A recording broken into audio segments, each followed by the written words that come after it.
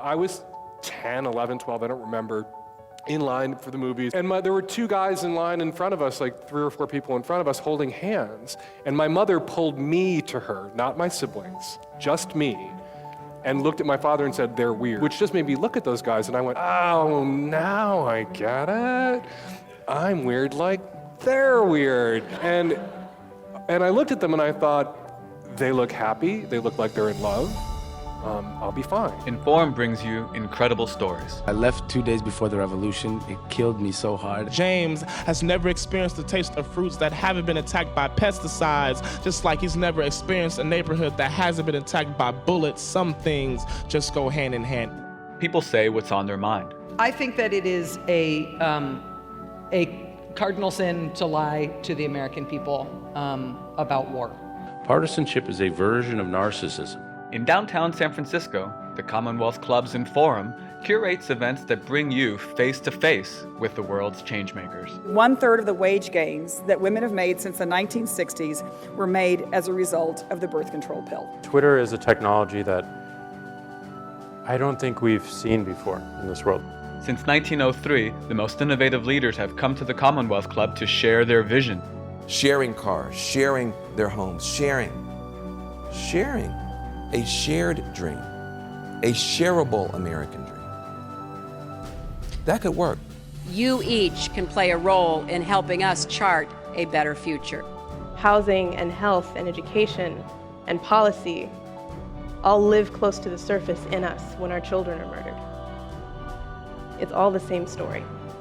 We bring together the visionaries shaping the emerging trends in technology. It was a combination of instant and telegram. It was the idea that you could take a moment in time and you could capture it and you could just send it out and broadcast it with the entire world. I just threw this site together in about a week when I was at school. Oh, great. We've got angels, we've got incubators, we've got accelerators, we've got seed funds, we've got crowdfunding. We eat. We drink. One of our first dates ever, we pickled like 100 pounds of herring and made 300 Definitely pounds of nerds. sauerkraut. Yay! We never shy away. 75% of the people of this country want universal health care and expect it. And damn it, let's go. Concentrated, deep, slow, loving, tender, passionate sex. Whether you want to be on the cusp of current events or feast on pop culture, I should have a great time writing it. I should write a book that is as fun as any party I'd be skipping. Inform events are fun and action-packed. I have an anthropology scarf that does that twisty thing, so. Come feed your mind and soul and celebrate the future with Inform. I love San Francisco, and every time I come back here, I remember that this is the only city in America that has magic.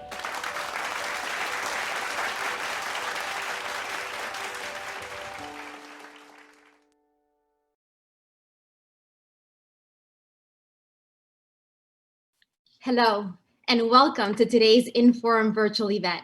I am Jacqueline Martinez Garcel, CEO of the Latino Community Foundation, and I have the honor today of spending this next hour with a changemaker, legendary Maria Hinojosa, the 28-year-old host of NPR Latino USA, CEO of Futuro Media Group, a pioneer, trailblazer, fighter, social activist, someone who I deeply respect and admire. Hola, Maria. Hola. I'm just multitasking. I'm just signing things. Oh, here it is. This. My book is here. I want you to sign it. How are we going to make this happen? I'm going to have to go to Washington Heights to get you to sign it. No. There's a way, by the way. There's a way. It's I guess people do this, but I have little stickers and I will sign it for you and send it to you, and then you can. Bueno. And then when I see you the next time in person, then we can hug. All right, well, I'll take that for now. Well, I have to say that when I got the email from Commonwealth, I actually did a triple take. I said to myself, she wants me to interview her. 100 thoughts and questions rushed through my mind. And then I got your book, Once I Was You, a memoir of love and hate in torn America. And I'm going to confess, I got the hard copy, but I also did the audio because you're an amazing storyteller and I wanted your voice to guide me through these pages. When I read through it, it just all came together and I kind of understood why you would have wanted a Dominicana who was born in Washington Heights, who loves her culture, her family, who lives crossing boundaries every single day.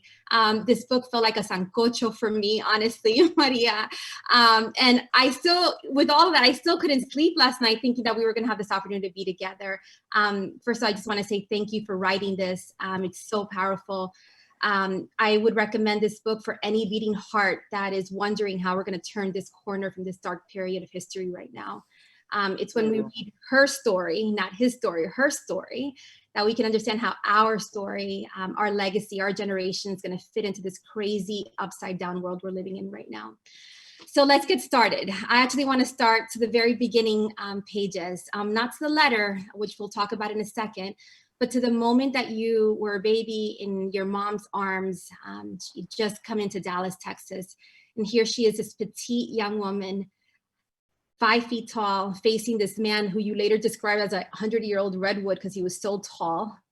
And it was in that moment that your mom, when she was threatened, the thought of you being taken away from her, because you had a little rash on your skin that you'd just gotten because you had a blanket in the plane. They threatened that they would take you away from her. And that's when your mom, her voice just resounded. I want to hear from you. How did that moment, as you reflected on it, as you wrote about it, shaped your recognition of your own voice throughout your life? So the way, first of all, thank you. And thank you for all of those words. And the paintings behind me over there, those are made by Germán Pérez, Dominican artist. Dominican artist whom I love, yes. Yes, and he's been just an essential part of my life and really, you know, such a pillar of my life that allowed me to basically do this. So, so the arrival of my mother is an important part of the story, and I didn't really realize what was happening. I would often tell this story. Once I got it, because I didn't get it until I was in my 30s. So part of what I hope happens with Once I Was You is that people actually start asking. And it's hard to get people to tell the arrival stories because some of them are really hard and there's some shame. And I realized that this is what happened with my mom. First time I heard the story, to make it short, it was like, nope, was, you know, we arrived, we all had our green cards, we were going to meet Dad, who was at the University of Chicago in Chicago. And, you know, this very tall immigration agent at the Dallas airport in the early 1960s, you know, said that he was going to, you know, that you had the measles and that he was going to have to put you in quarantine. And, you know, my mom is speaking and she's like, and I just stood up to him and I said, no, no, no, no, no, you know. And so the way that I would tell this story was that my mom understood what it was to be an American. Even before she was an American, she had a green card and she was like, I know my rights, you know, I'm going to stand up. And so I would tell the story. And if I was on stage with you at the Commonwealth, you know, I'd be like prancing around and telling this story about this little woman who stands up, you know, and that was the applause moment in my speeches. It was like, oh, now I know where I get my voice, tiny but mighty, my mom. And then, you know, I've been reporting about children being taken from their parents for not just, you know, in the past 10 years, but before that. But certainly when we heard the audio of toddlers and 4 and 5-year-olds, you know, screaming for their parents, it was a shocking moment for everybody. And so I was at the airport and my mom called and my mom was in tears. And she said, I said, Ma, ¿qué pasa? ¿Qué pasa, Ma? And then she just said, you know, I realized that that could have been me. I was like, what are you talking about? She was like, Ma, she says, Mamita, the women who have had their babies taken away from them, that could have been me. And those babies, that could have been you. And everything, I just went into a kind of a mini state of shock because then it all made sense. I never realized that what was happening, to be honest with you, la verdad, is that I was like, what a fluke this was, that this Dallas immigration agent at the airport was what a total fluke. That guy was crazy. You know, well, no, actually, there was a policy of taking children. And I'm going to use a slur now, so please understand. But as you know, there is a very particular, sorry about the siren, we're in New York. Reminds me of Washington Heights. That's yeah, all. It's in Harlem. We're Harlem. It's the middle of the day. So, you know, so there is a very particular slur, right, that is used for Mexicans. And that slur, you know what it is, because you know that there are 2 words that go together for the slur. The words are dirty Mexican. By law in the state of Texas until the year 1964, you could actually search and check Mexicans to see if they were dirty. That's what this led to. There was actually a campaign. It's complicated what happened in El Paso and all of this. But that law was on the books in Texas until 1964. That's why that immigration agent was looking at me. That's why he was going to take me when I had a tiny little rash. And I wasn't just a fluke. You know, the next part of Once I Was You, if I had time, would have been to do the search, get the architectural plans for the Dallas-Fort Worth Airport in 1963, 62, and find out where was the room where they were going to take me. And then you're like, oh, wait, there was a room? So I wasn't the only one. And this is exactly what he said. He said, we're going to keep her. And that's when my mom, it wasn't, you know, the feminist, I'm an American, you know, with a green card and I'm going to speak. It was trauma. That's what my mom called to say. She said, I realized what it was I was in a state of panic and that's why I started screaming. So the revelation of kind of, you know, this title of like, you know, it could have been me. In other words, not so much that's not the important thing, but rather this has been going on for a long, long time. Too long. And so Maria, take us to that moment. You start your book with this beautiful letter that you write to this little girl that you met at McCullen Airport. that voice, that inner voice of that's speaking to you wherever you go, then that turns into that louder voice where you speak out loud and you choose to speak in Spanish in that moment in particular, so those children can hear you. Talk us through what was going through your mind at that airport. So, except for the pandemic, I'm a seasoned traveler, which means I know airports really well. I know, I mean, I've been to all 50 states, so I know airports and I know airport body language. So that morning at 7 o'clock in the morning at the McAllen airport, I see a little girl. I'm actually on my knees trying to find a plug as usual. And I see this little, I kind of look up and I see a little girl, beautiful little girl with the most amazing skin and eyes. And I realize she's not looking at me. She's looking through me. And also, you know, when kids are at airports, you know, kids are like this. Excited. You know, they're just like, oh my God, we're at an airport and what's going and what are... And that's what caught my eye. And then when I did the wide angle, you know, and I zoomed out and I was like, oh my God, she's one of these kids. Oh my God, I'm seeing this. It's happening. I had seen it before, but I hadn't realized. And that's the whole idea, is that these children are being transported in the airports and it's happening in plain sight. It's kind of really sinister. So when I realized, oh my God, this is my moment, I went and I sat next to her and I've had like not so much a journalist moment. It was really kind of like a mother moment because I felt like, oh my God, she hasn't seen her mom. And so I sat down so that nobody would kind of realize what was going on. And I just started talking to her very quietly. So because, you know, the so-called chaperones, I would say they are the traffickers, kidnappers. Call it what it is. I'm sorry, the definition of being trafficked is that you do not know who is taking you from place to place. You do not know where you're going. You do not have access to your documents, and you have been told not to speak to anyone. These children are being trafficked as per the definition of being trafficked. So, you know, the chaperones would not let me speak to them. And that's what happens in the end, is that I'm like, okay, well, I have to say something. They're not letting me speak to these children. I need to say something to these children. And then I get into voz alta. I go, you know, in Spanish, I start basically talking to the chaperone, but I'm actually talking to the kids. And in Spanish, I'm saying, es que los niños tienen el derecho de saber que ellos pueden hablar con un periodista. These kids need to know that they can speak to a journalist, that they have that right.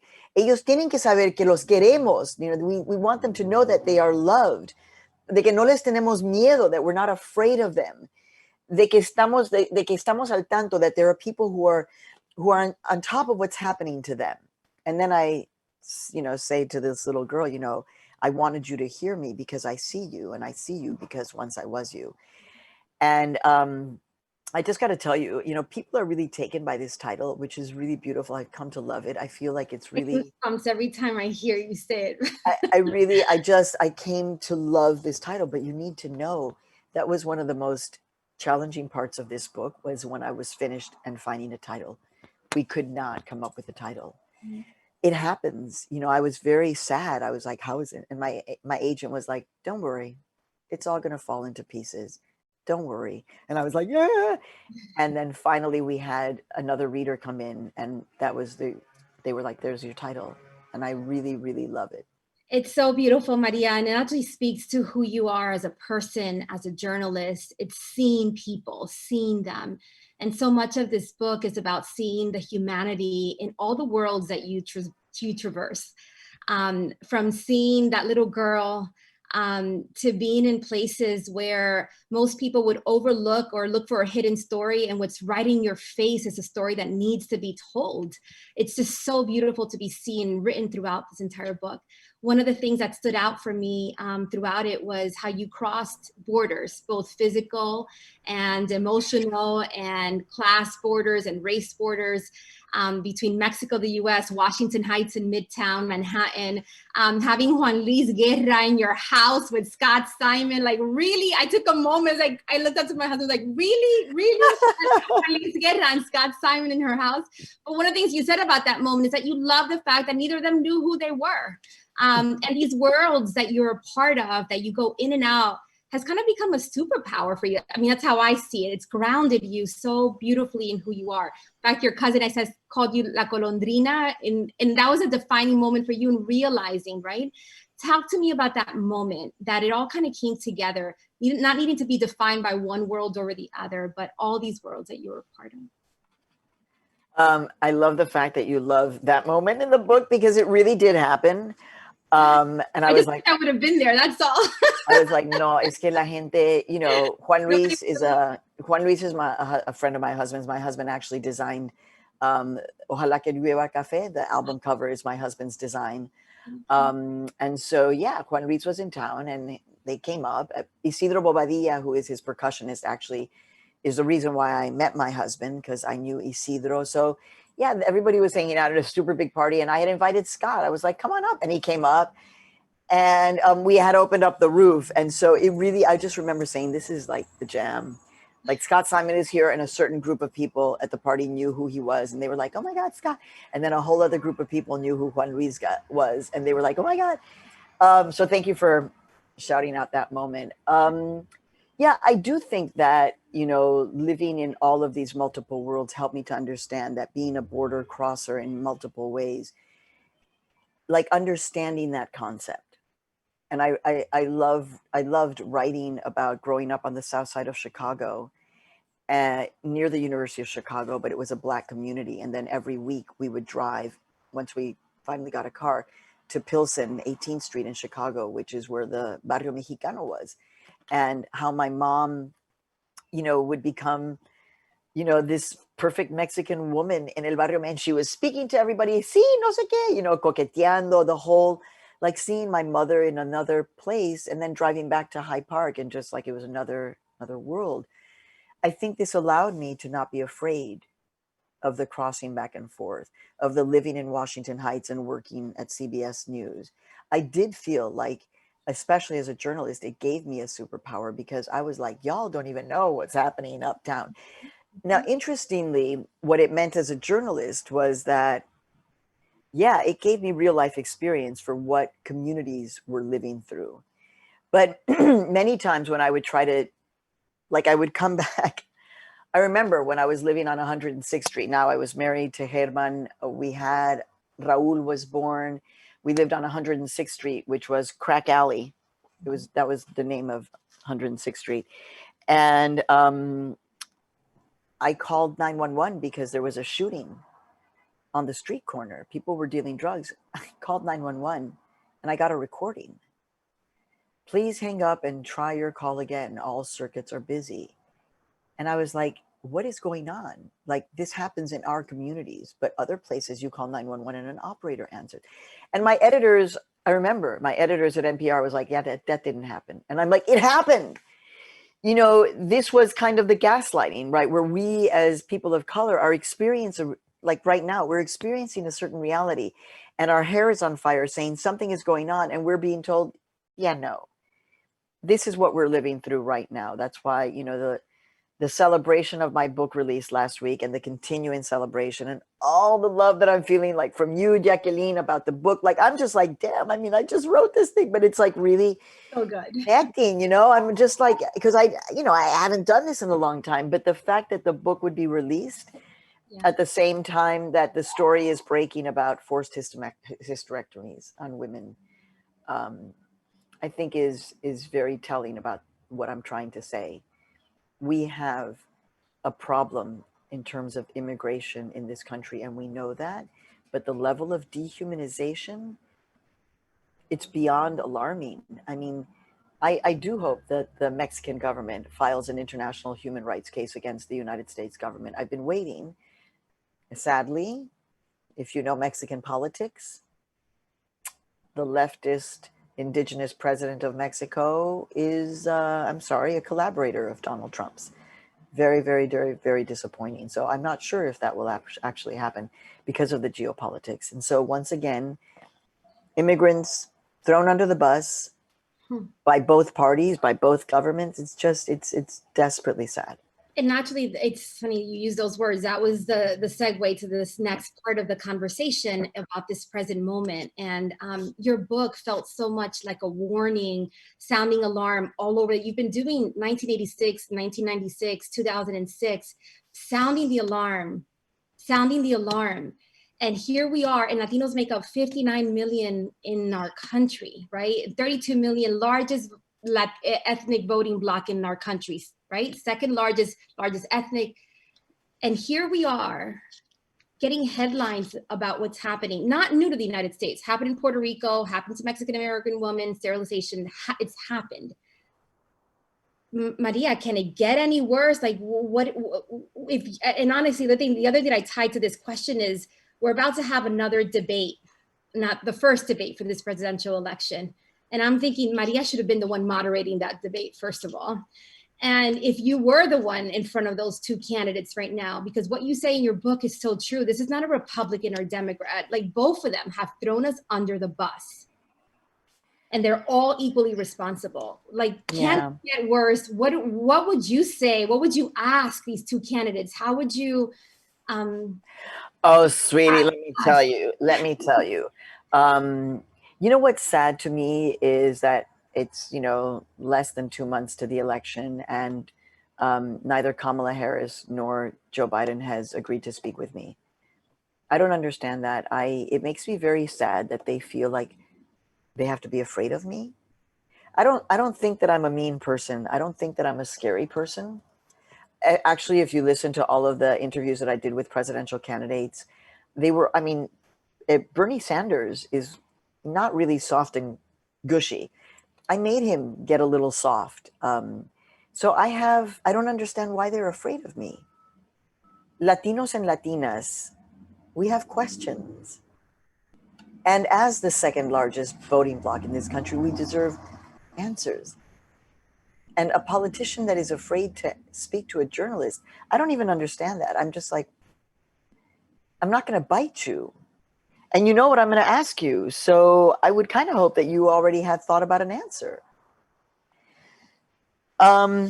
It's 4 years ago during the presidential debates, I was complaining about this. I was saying, how is this possible? This man is running on an anti-Latino, anti-Mexican, anti-immigrant platform.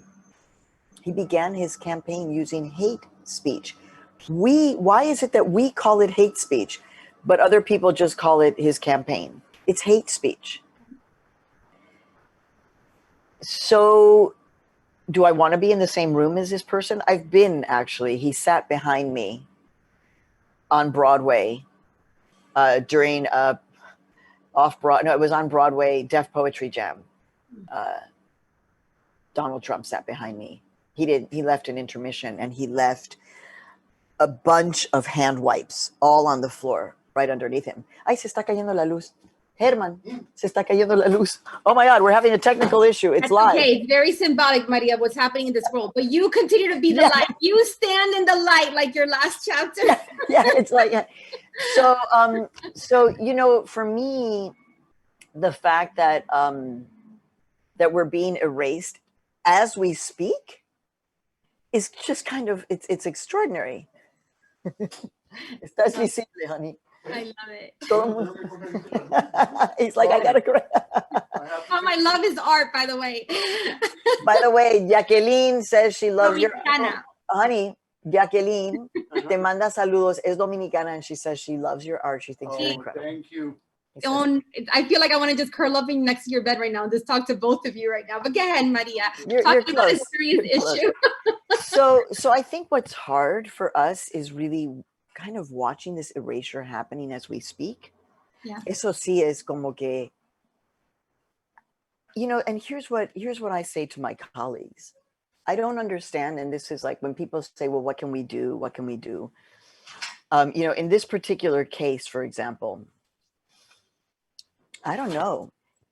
you know, my colleagues in the mainstream media could say, we're going to boycott. We are not going to participate in the presidential debates until you name a Latino or Latina anchor. Coño, just one? I'm sorry, se me salió el coño. No, Pero but- just one. Just one. And I was actually saying, why only just one? Right. You're Dominican, I'm Mexican. We have different experiences, you know, and yet Dominican and Mexican actually super important to have both of those perspectives. For example, Salvadoreño, for example, would be really good. So I feel like this erasure, I'm getting really angry about it because, you know, it's the basics of journalism, of accountability journalism, that a community that is being attacked have a chance to ask for accountability. And we as Latinos and Latinas are being denied that by the Presidential Debate Commission. Shame on them. Right. Shame on them. And by the way, it's like 6 people. It's not a big commission. It's 6 people. Listen, we wrote letters. Latino Community Foundation was writing a letter to them. We publicized it. We reached out to the New York Times because it's embarrassing that at this moment in history, like you said, 2016, defining moment for this current president, how he went out campaigning, and we're not going to have a moderator that's Latino to represent the second largest voting bloc in our country. Like, it's just mind blowing. But It's we continue. But you know, the thing is that we cannot be gaslit. So you did the right thing. So it's like, nos quieren silenciar. Okay, well, we're going to use our voice. Right. It may feel like a drop in the bucket, but that is what we have to do. That is absolutely what we have to do. So Maria, some questions are coming in. I'm gonna go back and forth because one question that just came in relates to that. She's a young journalist. She's saying, what advice do you give us at this moment to continue hard times, to continue to use our voice? Like, what advice would you give young journalists right now? My advice is please don't give up. Please read the book, after you read Once I Was You, please read the book News for All the People by Juan Gonzalez. And the reason why is because you will understand that your role as an American journalist is essential to the history of this country. Essential. You know, I've been interviewed, Jacqueline, by several Latina journalists. It's kind of adorable now because there are many. And they're like, no, pero de verdad, were you really the first? What was that like? And I'm like, well, to be honest with you, I was really happy I had a job. You know, but I understood that I was the first. And so with that came an understanding of my privilege. And then I was like, well, if you're privileged that you can be here, then you have a responsibility to use this privilege. And so I know how frustrating it is for young journalists. But, you know, and Futuro is small. It's growing, but it's small. But I want you to think, Futuro didn't exist 10 years ago. There will be others. Yeah, as far as we know, I'm the only Latina right now running a nonprofit newsroom in the United States. I also didn't know that when I created Futuro. So understand that there are going to be other opportunities. You know, if you want to work in a mainstream, like in the New York Times or the San Francisco Chronicle or the LA Times, you know, go and put in the work there and find your allies so that you can, you know, withstand it, because it's not easy. But also there are other opportunities that are going to come up. Like Futuro is growing right now. So big picture is just find your allies, find the people who you can let it all out, find a way that whatever it is, meditating, working out, dancing, listening to loud music, whatever it is that helps you to come down and then realize that you are a part of history and that we need you desperately. So please try not, I know it's so hard, but please try not to give up. And even if you have to leave journalism and come back, or leave journalism and do something else, but you still do journalism on your free time, don't give it up. We need you. Thanks, Maria. And a shout out to the audience. I know Commonwealth also has a lot of donors and philanthropists throughout California tuning in. I want to encourage you all to invest in Futuro Media. We need more Latino-led newsrooms. We need more stories being told from us, by us. There's just not enough. And before you go to your next question, I want to actually say something about that, because so Futuro Media is actually in the process of growing. And one of the things that we've developed, which I'm so excited about, and this happens because I have an amazing board chair of my board, who, as you know, inspired me to write the book, right? And so Deepa actually said to me, you know what, Maria, let's create your own unit within Futuro. Even though I'm the founder, you know, it's like my next thing. And so we created the Futuro Unidad Hinojosa, which we call the FU, El FU. And what I'm doing with the FU, and this is where, in terms of philanthropy, is that we are in the process of launching. So don't make it public because it's not exactly public, but it's going to be public soon, that kind of a thing. So an investigative unit that I'm going to run and create, because guess what, Jacqueline? There is no place that has a consistent investigative unit that is looking at stories that need to be uncovered specifically for the Latina community. ¿Cómo es eso? Not even Univision, not even Telemundo have consistent investigative units because it's expensive, it's hard work, it takes time. You know, you have to work on a story for a year, for example. So we are trying to do that. We want to be the first to create an investigative unit that is specifically uncovering stories of systematic and structural abuse of Latinos and Latinas and immigrants in the United States of America. The tip of the iceberg is the horrors. So when you ask that question, how much worse can it get? It's already, I'm sorry to say, there is no way that we can prove that an infant, a toddler, who doesn't even speak English, how are they going to talk about the fact that they're being sexually assaulted in an immigrant detention cage? That's happening right now. Women are being raped right now. People are being fed food with maggots right now because that's how the private prison industry makes money, is it buys expired food and it serves it to us. So investigative work on Latinos and Latinas, thank you for mentioning it, because yeah, that's my next thing. And let me tell you, I am fired up. We should be. We should be. I am. We need it desperately. And we need it with respect and dignity, to lift up those voices with integrity. Again, it's one of the things I found myself crying a lot throughout the pages of your book. But one of the things I kept coming back to was the humanness that you kept bringing up with the stories that you shared. I'm going to weave in another part. I want to hear you saying it to the audience right now. But there was a moment where you were questioned in terms of your Latino agenda you were bringing to the newsroom, but the story to Walter Cronkite, like you were told he's not going to read that, but you push, Maria, you push. That's what also, and when you said this, you made it clear you're not pushing for yourself, you're pushing for everyone else who's going to come up behind you so we can keep pushing forward. Tell us the story. I really loved writing this because I had never put it on paper.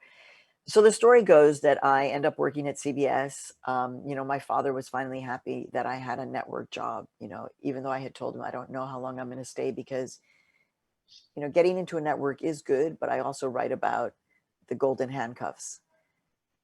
So, you know, if you start working in one of these places, it might be hard to leave because you're making money, and, you know, money is a nice thing to have, but it may mean that you don't necessarily do the best journalism necessarily. Anyway, so I was working at CBS News and I was working in the fill-in, and they asked me to produce Walter Cronkite's end of the year commentary. It was the year 1987, and he would do Where We Are. That was the Walter Cronkite end of the year, way to keep him connected to CBS because he had already retired.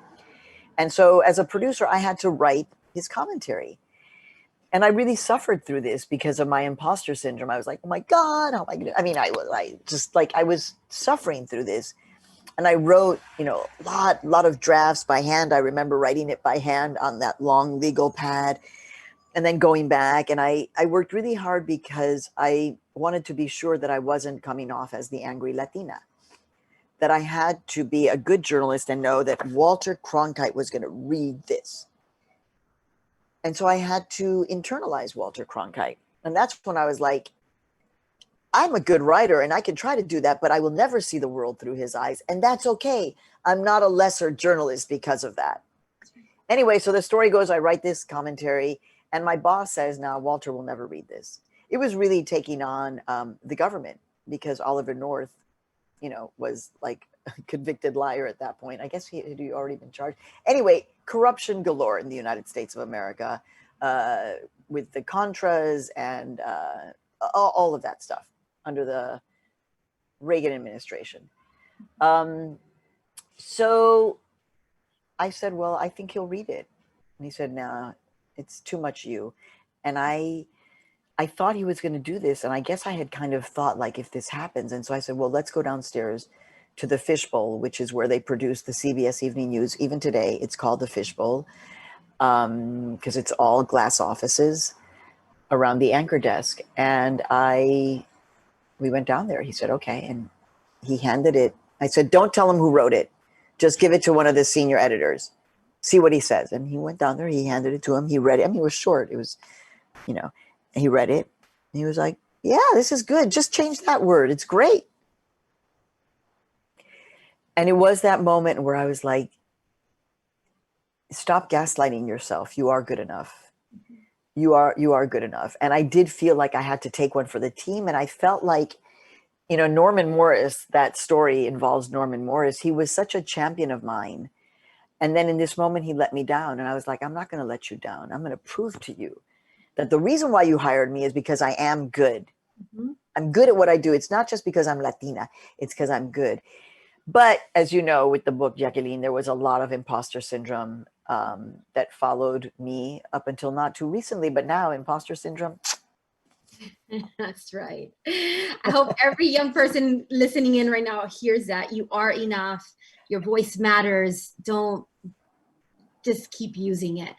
Maria, the other thing that you talk about in the book, you mentioned it briefly, but it's important because here in California, Prop 187, 25 years ago, last year, we celebrated that anniversary, had ripple effects in our country. Prop 209 happened around the same time. It was part of this trifecta of this anti-immigrant set of policies that were trying to hush us, push us out, criminalize us. And this year, Californians have an opportunity to actually reverse it with Prop 16, the ban on, 209 ban on affirmative action, Prop 16 to reverse that. Any insight on how the outcome of that might affect the rest of our country? So I don't think this is in the book, but what happened in California with Prop 187, it had ripple effects all the way to my house.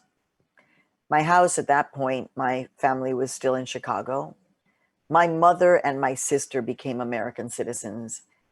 They're based in Chicago because of what was happening with Governor Pete Wilson and California. Other than that, I don't think that they would have become citizens. That's the kind of ripple effect that had. And as you know, the ripple effect also is that it created a slew of Latino and Latina activists who have become empowered and own their power. They were the precursors to Alexandria Ocasio-Cortez, right? So, can you imagine California like putting forward a Prop 187 now? It's like, are you kidding? Like, that would be like the silliest thing. And by the way, sorry, it's New York. I want to remind people that my early years of journalism here in New York City were covering racially motivated hate crimes in New York City. Mm-hmm. So New York, where we, really try to all get along, and I think we're doing a pretty darn good job considering we just took down the pandemic, this one city, that's what was happening here. So if you think of New York and California now, it's like, that was old stuff, and we're so past that. So what happens in California is going to have a huge impact in the rest of the country. I mean, if that happens, if, affirmative action is reinstated, it's going to be another pleito, right? But the point is that it's going to, we're having a moment of reckoning right now. One of my staffers said something like, this third iteration of Black Lives Matter. I was like, no, mamita, not third iteration of Black Lives Matter began the day the first Black enslaved person arrived here, and it has been consistent throughout, right? And the anti-immigrant sentiment that we deal with is built on anti-indigenous hatred, anti-Black hatred, anti-immigrant hatred. We need to make those connections. Yeah. Thank you, Maria. And again, the questions are coming in, and I know we have 20 minutes for Q&A, but this question in particular ties to your last point, and I want to bring it up. It's from Crystal from YouTube. Any advice for a first-gen Latina trying to have a conversation with her Mexican parents about anti-Blackness? We just got to have it. Just got to have that conversation. You know, it's kind of like, I don't even know where to begin, but, you know, if you can talk to your parents about, you know, what happened in Mexico. So what happened in Mexico was that Mexico, the country was very forward thinking, right? In the mid 1800s, they had a caste system that was all about caste based on race. And then in 1865, when Benito Juárez is elected president, the first indigenous president. So you can use that as an entry. You know, let's talk about anti-indigenous hate in Mexico. Why is it so hard to accept our indigenous selves? And yet Mexico did elect Benito Juárez, who, by the way, his most famous saying is el respeto al derecho ajeno es la paz, which is respect for other people's rights brings everybody peace. So brilliant Benito Juárez, indigenous man. Mexico then got rid of the caste. Y todo mundo became Mexican. Black, white, lo que sea, you were all Mexican, and then there was no black or white. That's a beautiful thing, but it erased the fact that there were many, many, many Black Mexicans. And so therefore we didn't have a way to talk about Afro-Mexicanos. We didn't have the language because they didn't want to talk about the issue of race, which in many ways was kind of progressive. So if we can talk about our own families, like I immediately think of, oh my God, when I had the moment, my revelation, growing up in a Black community, hearing anti-Black statements from my family, mi abuelita, then just kind of thinking about this and, you know, looking one day at my uncle and I'm just like, espérate un segundo, mi tío Nicolás, he looks Black. Óyeme, mi tía Carmelita, what's up with her, you know, the hair?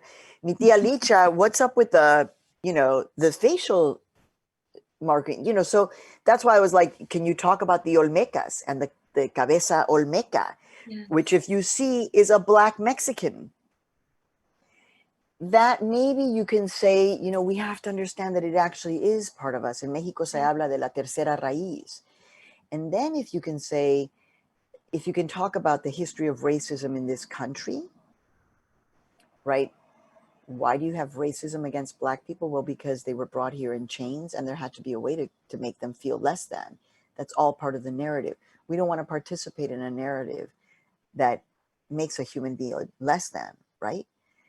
And so if you're able to make those connections and then maybe move to, you understand the way people talk about Black people is the way they talk about us. No queremos eso. Yo le decía a mi papá, my dad, you know, who had issues around internalized homophobia, not a surprise. And I would say, papi, don't use that word, papi. There are members of our family who are gay. Papi, por favor, try not. And, you know, in some ways it's just like old words that they just can't get out. So with patience and love, mostly, if possible, is how I would have those conversations. And like you said, we just need to have it. That's where you started. And so wherever we started, we just got to open our mouth and be the ones to initiate those conversations because I mean, my dad is Black Dominican, mom is white Dominican. Like, it's painful that we don't talk about this and center our own pain from the anti-Blackness in our own community. So thank you, Maria, for saying that. And thank you, Raquel, for asking that question. I'm going to come back to my set of questions because I have this time and I have the prerogative to come back to this. But I'll see you. You're going to come to Washington Heights soon enough. We'll be going. Listen, I was just there 2 weeks ago. Oh my God. We would have to go to Elsa, la reina del chicharrón. Yes, I went there 3 times while I was there, mask and all, waiting my 10 minutes outside to get my libra de chicharrones. Okay, people who don't know, I didn't know about Elsa until like 10 years ago, and then, I really should not be eating pork. But let me tell you something. I can just smell it right now. Oh my God, there's nothing like it. Oh my God. Okay, no. All right, so that's what we're gonna do. We're gonna get some chicharrones, and then we're gonna get a cafecito someplace. And actually, you might be answering this question for me right now, but Maria, you dedicate your book to Ceci, to your papi, to Maritere, and you say, because they taught you to find joy in every moment. I just love that. And I actually reflected on that because I actually have lost recently 2 family members in my family. I actually was in the DR right before I came back from it was New York DR, now here. And it's been hard to just kind of find those moments of joy. And I'm a woman of faith, so I keep coming back to scripture and feeding my spirit. But can you tell us how you're finding joy in this moment in honor of Ceci and Papi and Maritere? Well, I wish I would I'm not going to turn my camera because it would just be, but I have an altar for Ceci right here next to my bed. She's with me at all times. I mean, it's because of her that I force myself to find joy. It really was Ceci when the sickness had now spread to her brain. And the person who was helping me to understand her illness was Dr. Alfredo Quiñones Hinojosa. You may know him. He was a former undocumented immigrant in California who then became a neurosurgeon at Harvard and now heads neurosurgery at, I can't remember the name of the hospital. But anyway, he was helping me to understand what was happening to Cecilia. It had spread to her brain. And I was in the hospital room with her. And she just said, we have to find joy. All of the rest of this stuff, it doesn't matter. She was a competitive journalist, like her husband is a competitive journalist. And, anxiety is our middle name in this country, right? We're really connected to our anxiety. And I just remember those words when she just said that, like, that's what I want you to do. We knew that she was going to not have much longer. And she just said, please find the joy. And so I focus a lot on that. It's very easy for me to focus on the negative. It is, because I feel it very closely, because, my phone is here. I'm getting phone calls from refugees, from people who are stuck in Mexico, from people who are in prison. I'm all of that lives on my phone. And so I feel it very, very deeply. But, I'm a survivor of COVID. And so every day when I wake up and I'm like, oh, okay, I can breathe. My husband is okay. We're healthy. Oh my God, let me go out and walk in the park. Thank God I have a park right here in Harlem next to me. And I connect to nature and I find joy in that. I connect to the birds. There was a blue jay, a big ass blue jay that came on my windowsill here in Harlem on the fire escape, because we have urban nature here. And so those, that to me is a moment of joy. I'm like, oh my God, Cecilia sent the blue jay. I do. I'm like, oh my God, Ceci, are you, because birds, as you know, we believe birds carry spirit. So I find joy when I exercise every morning with a group of people in the park right here. I exercise outside. And so I'm looking up and I'm seeing the sky and I'm like, damn, you're out here, you're alive, you're looking at the sky. I swear. I mean, I believe you. I see you doing that. It's kind of sad in some ways that we have been reduced to finding joy in that most basic way, because we feel so attacked at every place. And yet that is what we have to do. And that is what our ancestors did.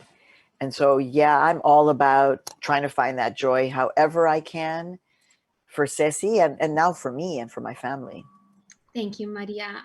When I was there in New York, I went up to the cloisters and I had these encounters with these hummingbirds, and I felt the same way. I felt like it was God just reminding me that, hope and joy continue. It's just part of the journey. We can, especially hummingbirds. Those are the birds that actually, that is the myth, that hummingbirds bring spirit. So just saying. No, just a reminder, right? Era tu, ¿viste?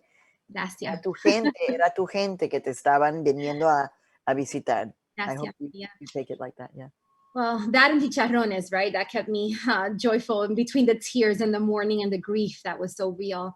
All right, so I'm getting my signals that I have to answer some of this Q&A questions. So this is from Peter. Any advice to both parties on how to improve their reach to varied Latinx for their votes? Both parties. Well, the Republican Party is going to have a lot of work to do. I don't really know how they're going to repair this. You know, the fact that, let's say, 25% of Latinos and Latinas support Donald Trump in this Republican Party is cause for concern, but I'm not really sure that you can grow it much beyond that. And so I don't know how you kind of recuperate and rebuild a party that is built on hatred and anti-immigrant and anti-Latino sentiment. I'm really not sure what's going to happen. I mean, I'm really watching the Lincoln Project, all of the former Republicans that have now formed the Lincoln Project. Like what will those Republicans do? Because they're now all like supporting Democrats. So I'm like, because we need a Republican Party. We need that. We need that friction. The Democratic Party, time is running out. You know, I have said this publicly all over the place. You really cannot win huge and big unless you have massive Latino and Latina voter support. So the fact that Democratic Party is not, I mean, I don't know, Jacqueline, if you know about elections. I don't know in Dominicana because it's been a while, but in Puerto Rico, do you know about the elections in Puerto Rico, what that's like? Yeah. Oh my God, it's a party. Yeah. So the elections in Puerto Rico involve caravanas, caravans. With bocinas. Yes. With speakers that are as big as my room. Yes. Okay, speakers that will blow your head off. Yes. And the speakers have jingles for each of the candidates. And I'm They're like, merengues and salsa. Like when is the Democratic Party here in the United States going to figure out contra? Yeah. Just get the caravanas, get those flags going through the community. I mean, like, right. How is it that I'm not a political activist? How is it that I can figure that out and they can't? So it's they haven't gotten to know us. They don't listen. They don't see us. We need to be seen. But so it's very frustrating. But you know, I also believe that Latinos and Latinas understand these policies very closely because nos impactan en carne propia, and so we'll see. But I have no. This is a very tight election. So Maria, the other question related to this one, I'm going to go back to the top, is from Raquel. She's saying, you know, some Gen Z Latinos are feeling really disillusioned at our political system, specifically because they don't want to vote for either Biden or Trump. What do you have to say to them? I don't know who it was that said it so beautifully because I've just seen so many things. Somebody super, super, super progressive. Maybe this person wrote, but basically they were like, maybe it was Angela Davis. Was it Angela Davis? It was somebody super political who basically was like, yeah, Biden's got problems all over the place. I'm voting for him. There's no doubt about it. I mean, at this point, with Pobrecita Ruth Bader Ginsburg, who also was not perfect, but okay, with her gone, this is some very scary stuff. The possibility of Donald Trump being able to name even more people to the Supreme Court would be a real life horror for us. I'm going to tell you something that someone close to me said I won't reveal, but maybe this will be a reason why Latinos and Latinas should absolutely get to the polls and vote, no matter what. And I feel the disrespect. I mean, Bernie Sanders would not have won were it not for Latino and Latina voters. We showed up and then it was kind of like, thank you, next. But this person said to me this morning, you know, I think I better make the appointment at the gynecologist. And I was like, okay, why? For your annual checkup? And she said, no, given what's happening in the country with the Supreme Court, I think maybe I should get my IUD now, in case Donald Trump gets reelected. There's a reason why I stopped watching The Handmaid's Tale. I could not continue because it was too close to home. And so we are at that point. I'm going to make a joke now because it's getting really deep here. So I like to make jokes because, got to laugh. So I'm 5 things that this president doesn't like, which is why if he gets reelected, it's going to be real challenging because I am these 5 things. So I am Mexican, I'm an immigrant, I'm a journalist, I'm a woman, and I'm flat-chested. I know you guys are like, what did she say? Pues sí. Entonces, I can say that. I can say that because it's my body. You can't say that. But I joke. But the truth is that, we couldn't imagine 4 years of Donald Trump. It was a very scary moment. And look what we have. Forced hysterectomies, children who are in cages, ripped apart from their parents, Muslims being banned from this country, trans people being banned, Puerto Rican people being insulted by having paper towels thrown at them, and a kind of bullying. And also, Donald Trump is, he's the product of a psychopathic father. So I did read Mary Trump's book. He's also not very smart, and we all see this. He cannot get the basic names of states right. So, ¿qué es esto that we're giving him this level of respect of the president of the United States when he can't even say the name of a state? ¿Qué es eso? Or the name of a place? So the deference that that media gives to him, it needs to stop. This is an authoritarian regime that we're living in. And so that is a reason. Maybe not to get enthusiastic, but let me tell you this. What we did learn after the enthusiasm of getting Barack Obama elected, and I was in the book, it's right there in the book. I was like, because I'm not on a political train. I'm not like, yay, he won, it's all good. We have learned now that no matter what happens, it is up to all of us to hold them accountable, period. It's not like, oh, he won, it's all good. Oh, it's a black man, yes. No. Democracy doesn't stop. Activism doesn't stop. Demands don't stop because of that. The accountability. And the one thing you just said right now that reminded me of what someone shared with me a long time ago, that racism is not just that systemic racism, we lift the bar for people of color, but we also lower the bar for people who are not people of color, right?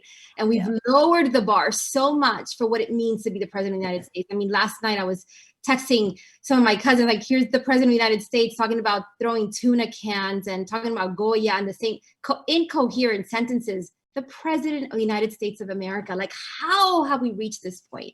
But we digress, and we're not going to give that any more room or space right now. I'm going to go back to a question from the audience. Do you feel immigrant communities are forced to share their trauma publicly in order to be humanized in white America? And do you think the cost is worth it? And I'm going to make that the last question, Maria. That's a very deep question right now to be asking.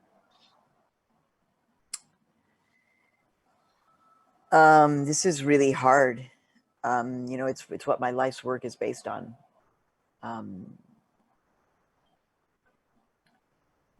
In some ways, yes. And we have to be very careful about this. They understand this. This is part of the horror of their own lives. The thing is that while this president is busy saying that we are coming to this country to destroy it, take it over in these caravans, what people don't understand is the people who are getting here are the survivors. They are the ones who are like the most, the ones that have the most will to live. We should be learning from them. We should be learning from them.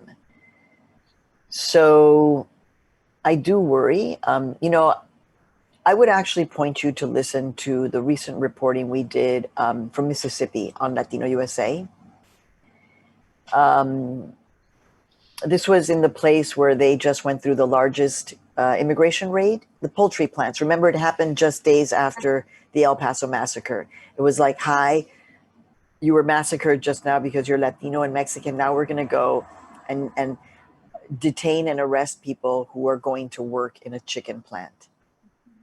And what people need to understand is that the people who are rushing to get here, running, is because they have experienced trauma. And so we at Latino USA, in this particular story, I think we handled it well. We went deep into one person's story, a refugee from Guatemala who is undocumented. And we really thought about this at Latino USA because we don't want to be participants in trauma porn.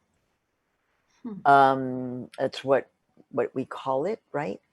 But at the same time, I do feel that it's important for people to understand the level of, in this case, dehumanization of women refugees that led them to come here. The impunity that they live through in Honduras or El Salvador or Guatemala that forced them to come here. So I'm very cautious about this, but to be honest with you, all of the people who I mentioned on the phone, who I'm like in touch with and waiting to hear from, all of them have experienced levels of trauma that, I mean, I'm just going to leave you with one horrific image, which actually was in our reporting of the Moving Borders series, which also I would recommend you listen to. But, you know, a Honduran mom who takes her daughter after they had been kidnapped and escaped from the kidnappers in Juarez. Then they get to a government shelter. So like already, and one morning they wake up and the little girl is completely naked in a government-run shelter. So people need to hear that. They need to hear that. That is a mom who is now forever traumatized that this happened to her daughter who she was trying to protect. So here's what I hope. A girl can dream. I've said it publicly in terms of Biden. I'm like, you know what? This would have been the perfect opportunity for you to say you're going to shut all these places down and that you're going to begin an immediate reunification of families. And what I want to see is unlimited mental health for all of those people. Yes, yes. Unlimited free mental health for all of those with people specialized in trauma. And we exist. There are many Latinos and Latinas and other young people who are working in the field of social work, clinical social work, psychology, psychiatry. We need that. Thank you, Maria.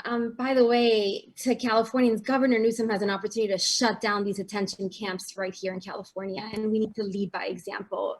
Enough with trying to cut corners. It's about shutting them down.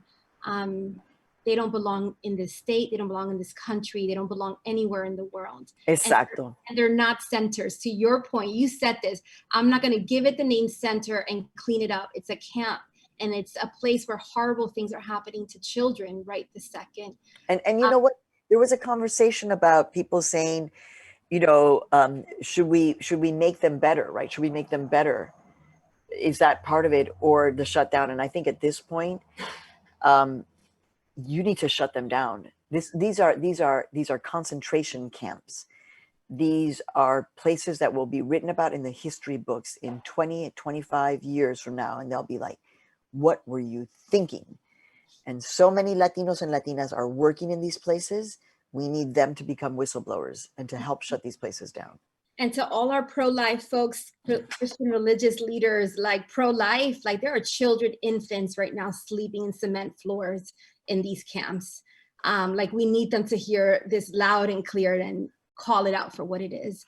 And on the mental health piece, Maria, thank you for embedding that throughout your book, for speaking so openly and vulnerably about your own work. I was going through my grief counseling myself these last couple of weeks. It's been a while since I actually talked to someone about everything because the pit was dark and I didn't know how I was going to get out of it. And I just want to acknowledge that during the time that we've been together, 3 things have happened.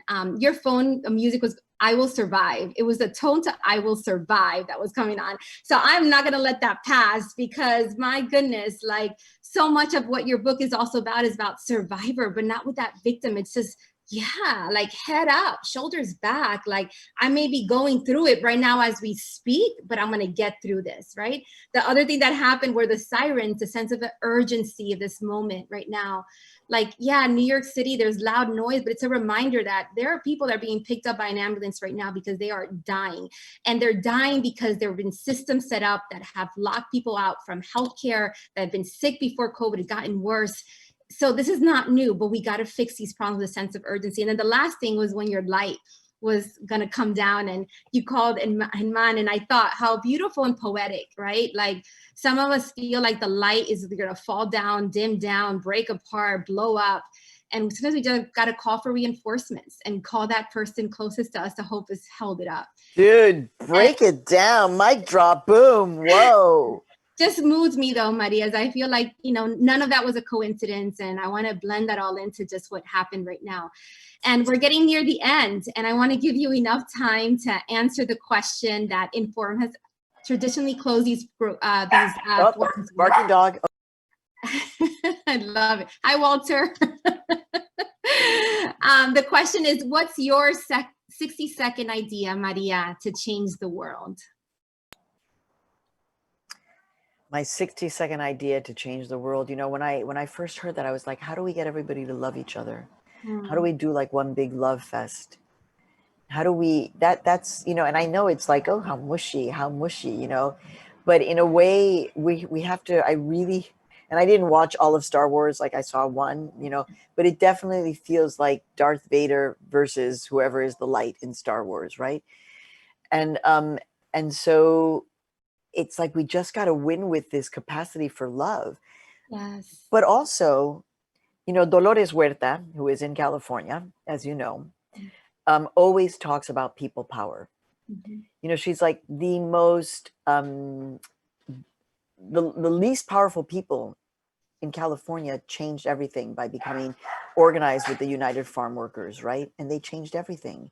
And so Dolores always goes back to people power.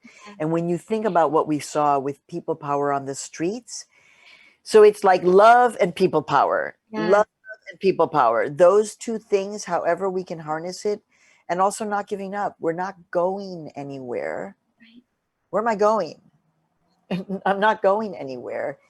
So, so doing that with the people who are around you and also globally, we can do that now in this world. And I really love being with you. Thank you so much, Jacqueline. That was like, so good. that was, nobody else has made those connections to things happen. All at the same time, it wasn't in just one thing that so many things happened, the siren, the light, the dog, the this. So you're right. There was something special that happened right here. And I'm really, really happy to have shared it with you and everybody at Commonwealth. Ditto, Maria. To have you 3,000 miles away, feeling like you're still with us right this second is really special. And with your people power and the love quote, it just made me think about Martin Luther King. And it's one of my favorite quotes when he said, power without love is reckless and abusive, and love without power is sentimental and anemic. Love at its best is love implemented.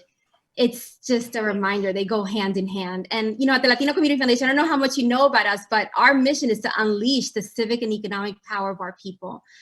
Because we know that when Latinos thrive, our economy, our democracy, and love that's embedded into the culture, the DNA of who we are, will win at the end of the day. So Maria, I wish I can hug you. I'm sending you a virtual hug right now.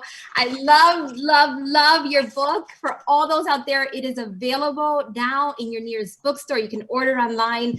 I actually highly recommend also the Audible version. You can tell the story with so much love and passion. And I love hearing you talk Dominican and Cuban and Mexican dialects. I'm just like, my husband's Cuban. I'm just like, you got to hear her talk about what's happening. Yes. I love how your tone just changes. It was beautiful, Maria. Thank you for this gift. Thank you so much. Just at the right time. Sending you so much so love much. from California. Much love to everybody. I hope to see you soon. Take care. Take care.